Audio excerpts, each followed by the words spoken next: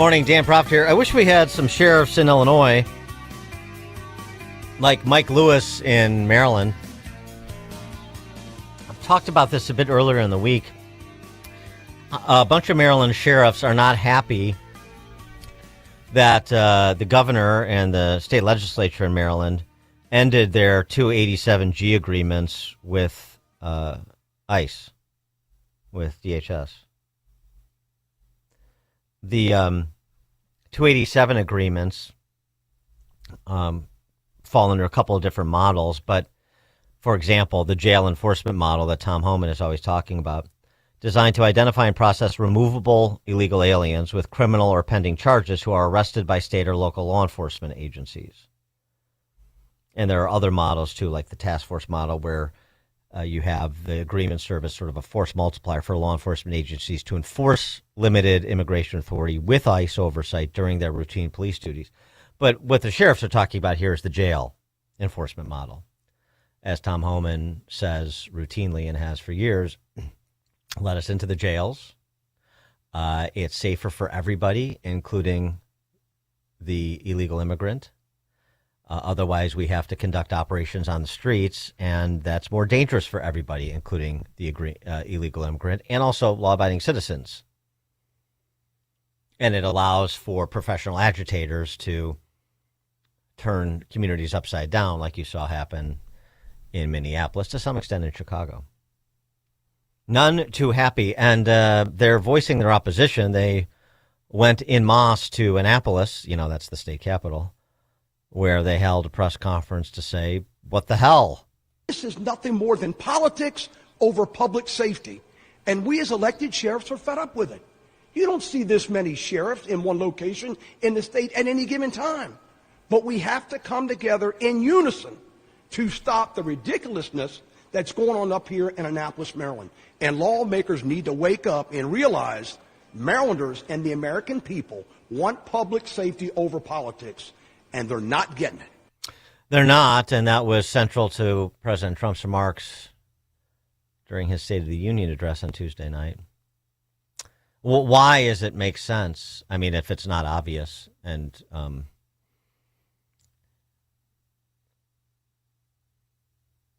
even to the extent it is obvious, those abolish ICE, open the borders. Sanctuary state and city politicians need to be challenged the way that Mike Lewis is challenging them. I don't know why Illinois sheriffs don't do the same thing with Pritzker at all. Why is that important? Well, I mean, do you want federal and state local law enforcement to work together to stop, say, gosh, I don't know, let me think of an example. Oh, here's one. Tren de Aragua bangers who are engaged in a sex trafficking ring in your community? Would you like that? Does that make sense to you? It makes sense in Omaha. Yeah, Omaha. The Douglas County Attorney's Office says the investigation is still ongoing, but we do know 6 men are in jail. He says a minor was brought here to Omaha from another city. Omaha police arrested these 5 men on Tuesday. They include Sumit Shadari, Vishal Goswami, Kavan Kumar Patel, Michael Martinez Gonzalez, and Alfredo Zambrano Hurtado. A 6th man, Eduardo Perdermo, faces 5 other charges. We're in the process of charging several of them with trafficking charges, sexual assault charges. It appears to be, the allegations is a 15-year-old girl who was brought here from another city and trafficked by somebody from this other city. So we'll have more details as we go along here. We asked Klein if this sex trafficking case is connected to a Venezuelan gang known as Tren de Aragua. Do we know, I guess, if the TDA gang is involved in all that at all with these cases? That's something I'm very interested in, and there's a possibility. That's a yes. Klein says Omaha Yes. isn't immune to crimes like sex trafficking. I think sometimes people don't believe that, hey, sex trafficking can't happen in Omaha, Nebraska. We're not in a gigantic city. We're not in places that you would expect it, but it certainly can, and this is an example of how it can happen. Mm-hmm. For more on this and related matters, Jason Johnson joins us, former deputy commissioner of the Baltimore PD, currently president of the Law Enforcement Legal Defense Fund. Jason, thanks for being with us again. Appreciate it. Morning, Dan. Good to be with you.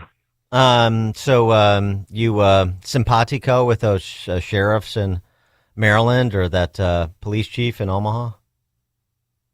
Absolutely.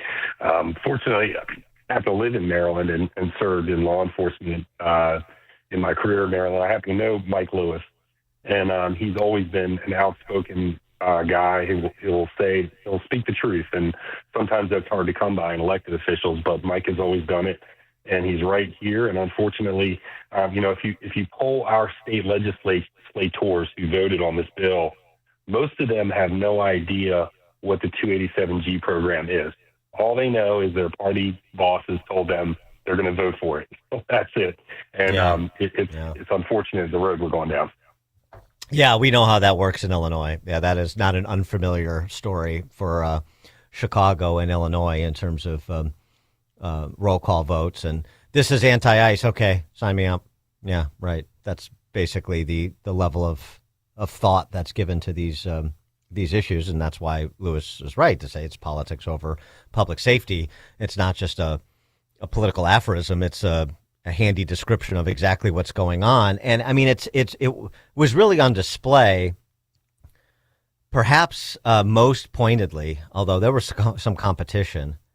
That little girl Delilah and the whole CDL issue and Delilah law, which Indiana Senator Banks introduced the next day, but also when Trump spoke of the gruesome murder of Irina Zarutska on that Charlotte light rail train, and with her mom in the gallery, still obviously very emotional about her daughter's passing, as anyone could understand, and the reaction from half of those assembled. This was that moment. Police slashed a knife through her neck and body. No one will ever forget there were people on that train. No one will ever forget the expression of terror on Irina's face as she looked up at her attacker in the last seconds of her life. She died instantly. She had escaped a brutal war only to be slain by a hardened criminal, set free to kill in America, came in through open borders. Mrs. Zarutska, tonight I promise you we will ensure justice for your magnificent daughter, Irina. How do you not stand? How do you not stand? I'm asking this Congress to pass tough legislation to ensure that violent and dangerous repeat offenders are put behind bars, and importantly, that they stay there. Yeah.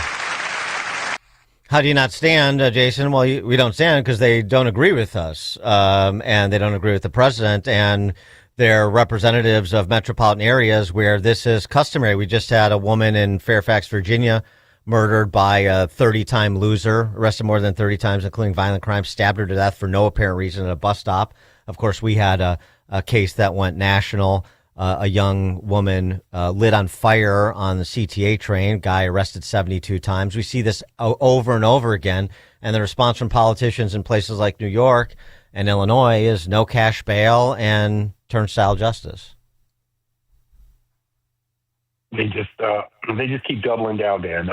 Just when you think that there'll be enough public awareness about what's going on with these prosecutors in cities and counties across America, their approach to criminal justice is exactly that. Just keep releasing them from jail, and they talk about wraparound services and things like that. But it's never been demonstrated that any of that works. What we know works is incapacitation. So if you are a violent offender, particularly a repeat violent offender, you need to be incapacitated, maybe for the rest of your life, but not necessarily.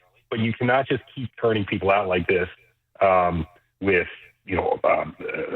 violent criminal tendencies, mental illness, whatever the case might be, and continue to harm Americans over and over and over again. And, unfortunately, the electorate, the voters, just haven't paid sufficient attention to correct this problem at any appreciable level. I know, it's really staggering. And, the whole thing, too, about rehabilitation and so on and so forth, that argument they make, second chances, 73rd chances, whatever it is, I'll tell you what, why don't we put this person in custody and then this will give you a sense of urgency to deploy all those wraparound services and rehabilitation programs that are at your disposal, or that you would like to fund. And then let's see how that person comes out the other side, and we'll have some, a parole board make an assessment of whether or not this person should be released back into the community. But in the meantime, until the wraparound services and the rehab programs that you say, all but eliminate recidivism, until those are actually imposed and completed, then why wouldn't we just err on the side of keeping this person here to make sure he gets or she gets those services and benefits you think will turn them around? It just seems to me we need to flip their argument on its head a little bit. Agreed. So far, it hasn't taken root. And I mean, again, the simple answer would be for voters to vote these prosecutors out of office, and then we wouldn't have this problem. Now, that has happened on a relatively small scale. I think the most noticeable one is in Los Angeles County. Voters, got rid of their former Soros funded prosecutor, have a new prosecutor in there that's more of the traditional mold. We'll see how that goes. But it just has not, unfortunately, that's a fairly isolated case, and a lot of the other prosecutors remain in place. Yeah. Heather McDonald wrote a book called War on Cops, and we sort of stopped paying attention so much to what's happening at the local level because the defund the police movement has quieted down to be replaced by the abolish ICE movement, but it's still the same people and the same attitude towards law enforcement. Tell us the story about the East Haven Four that you recently wrote about, because you're seeking a presidential pardon on their behalf, and it's a story that has applicability with what is central right now, and that's this what we do about enforcing immigration law. Yeah, so thank you. It's actually not a story about enforcing immigration law, but it's a story about how the Obama administration thought every time local law enforcement interacted with illegal immigrants, they were discriminating against them because they're illegal immigrants. And right. So it sort of implicates it. Yes. Right. Yeah, it's sort of on the edges. So these four law enforcement officers who were highly decorated, highly respected police. These aren't guys. These are not problem officers, right? These are the cream of the crop. East Haven, Connecticut. Back in 2009, they uncovered a ring of fraudulent registration. So basically, people are driving around in cars that are uninsured with fraudulent registration tags and no driver's license, in many cases, fake driver's licenses. They uncovered a ring that actually had been generating like up to $1 million in revenue and selling these things. Most of these fraudulent registration tags were being used by illegal immigrants. There was an influx of Central American immigrants at the time, and that just happens to be who was making use of these tags. And you can probably connect the dots as to why they were doing that. Mm-hmm. Nevertheless, this took, long story short, the United States Justice Department under Obama and Eric Holder and Tom Perez happened to be the head of civil rights at the time. I'm sure you remember Tom Perez. Eventually became labor secretary and then head of the DNC. Mm-hmm. He had a tractor beam on this case, and he got personally involved. They wanted to put a consent decree on the city. The city wouldn't accept it. So the Justice Department decided they were going to target some cops for criminal prosecution. So they identified these guys. They started digging into, they got into the police department's records and found some cases that they thought they could prosecute. I'm just going to tell you that these cases amount to little, like, if anything, they may have been administrative violations of the department's rules, very minor in nature, certainly nothing criminal. The state and the local prosecutor had reviewed these, at least one of these cases, and decided there was nothing criminal there. Nevertheless, the Justice Department prosecuted these cops. They wound up serving between 4 months and 5 years in federal prison, bankrupt, lost their careers, lost their pensions, lost everything. One of these officers, Dennis Spalding, his wife had just given birth to their second child, days before the end of their trial. So he had a baby at home when he had to report for federal prison. Really, really, really negatively affected their lives. And these are, I've had a chance to meet and speak with each of them.